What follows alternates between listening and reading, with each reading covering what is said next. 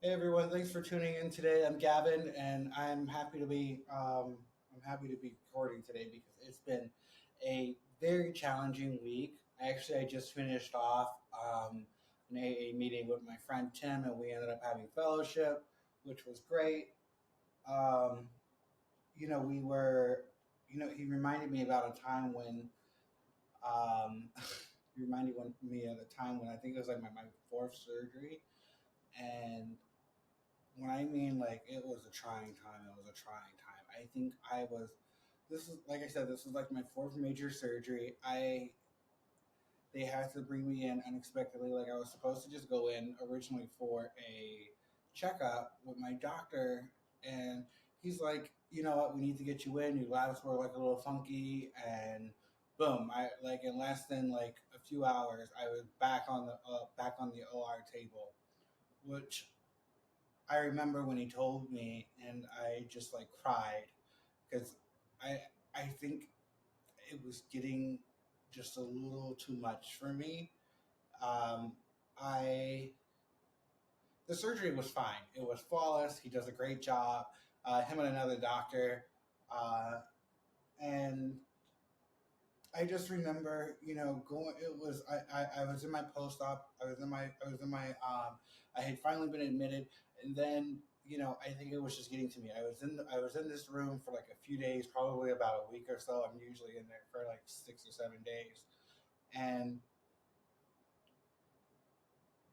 I they found these like horrible blood clots that were just like all in my leg, which is fine. I it was expected.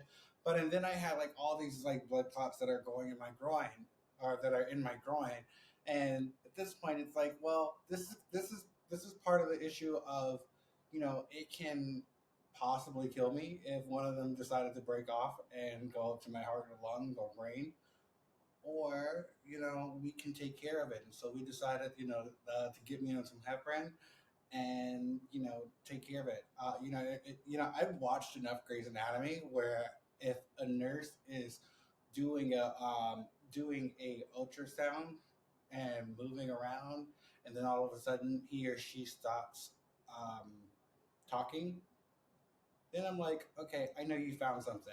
And I remember it was like it had to be like 2 a.m. or something because obviously I wasn't sleeping. And she was going, and then I asked her, I was like, "Did you find blood clots?" And she's like, "Are you a doctor?" And I'm like, "No, I just watch like so much Grey's Anatomy."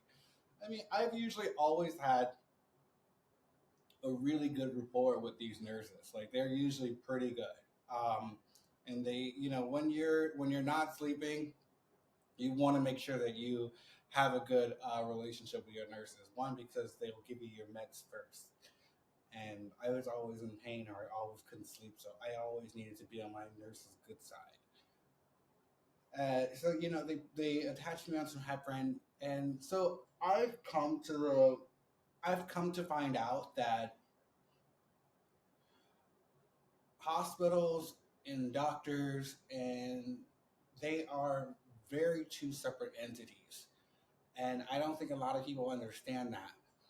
But when you're like constantly in surgeries back to back, like I am, you start to figure out how that system works, or how it doesn't really work. And what I mean by that is, my doctor had a very strict regimen about what he wanted me to do, and basically, get put me on the heparin and try and minimize these blood clots until they can be taken care of at home. What the institution saw was that I was still in this bed and they needed me to get out of this bed as soon as possible. And so I had this like occupational therapist come and see me, and they were like, "Oh, we need to get you up and at him." And I'm like, "No, my doctor told me to stay in bed." And they're like, "No, you're gonna like," I'm like going back and forth with this guy, and I'm like, I don't understand, why are you like being a dick? And it's like, why are you such a dick? And then it was just like more dicks just kept coming and coming and coming. And I know how that sounds. And any of you guys who are my friends, I know what you guys are thinking. Uh, but it wasn't that type of enjoyment. And I at this point I'm like literally going crazy. I felt like I was going crazy. I'm calling my mom, who was on her way. She was staying in my apartment while I was at the hospital, and I'm like, Mom, they're trying to discharge me, and she's like, well, why are they trying to discharge you? I'm like, I don't know, but they won't let me. They won't let me just stay in this bed, and I'm absolutely like losing it. I I've at this point like seen 5 or 6 different other people, part of the hospital staff, trying to get me calm or trying to discharge me, and it was becoming such a mixture of people that I couldn't get them. I couldn't differentiate who was actually there for me or who was trying to discharge me because they thought I was mental, and that became a problem because I'm like, I don't know what to do, and it was at one point where I'm the only thing that I'm saying now, like I'm no longer like fighting with these people. I'm just like, unless you are my doctor, like unless like my doctor is physically telling me what to do, I'm not listening to you. So I'm like, get my doctor here now. And my doctor's like in back to back surgeries. So he ended up calling his physician's assistant and telling her to get out of surgery, telling her to get out of surgery to come and find me because I'm at this point like now making a scene. I've taken out my IVs. I've basically like ripped out my hair, and those blood clots that are hanging out in my groin. I decided to take the heparin out, which is a very big no-no, and I'm just like going absolutely ape shit. But it was one of those moments that I didn't know, and I hope that you as a viewer, I mean, I don't. I hope that you never have to find this out, but I do hope that you know that as if you are injured or ill, it's you who have to advocate for yourself. Because if I didn't, I probably wouldn't be here today.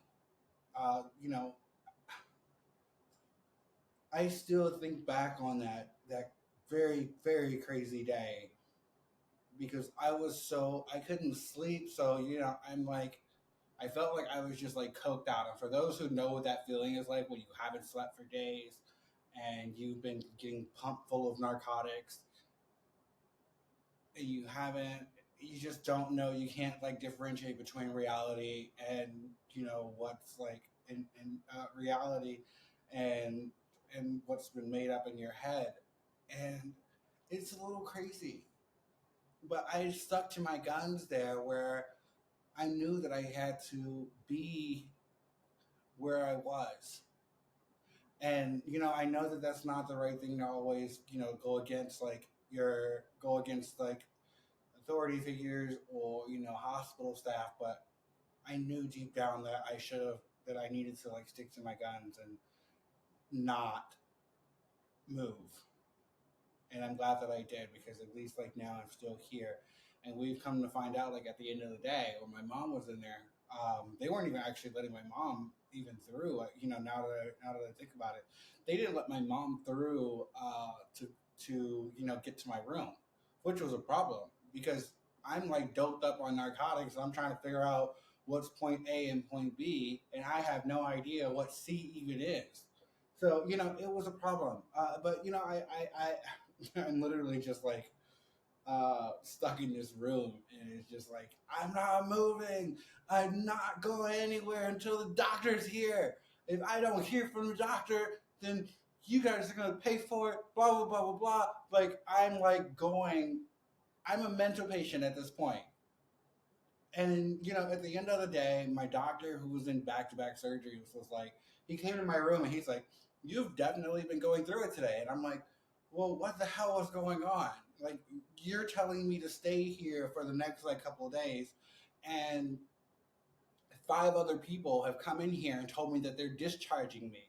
So what's actually going on? Because I don't know, and I don't know what to do." And um, he's telling me how doctors have one way of doing something and they have one plan, and then you also have the institution that has another plan because the hospital is still a business. There are still sick people who are waiting in that waiting room trying to get admitted into a bed that I'm holding up. And if I'm holding up this bed, that means someone else is not getting a bed. So where do we draw the line? It's like, a catch 22. And it's something that I will still even continue to face. Like my doctor and I, we don't see eye to eye. And I'll tell you that story next time. That one is definitely a doozy. But yes, he is definitely a dick. Thanks for tuning in.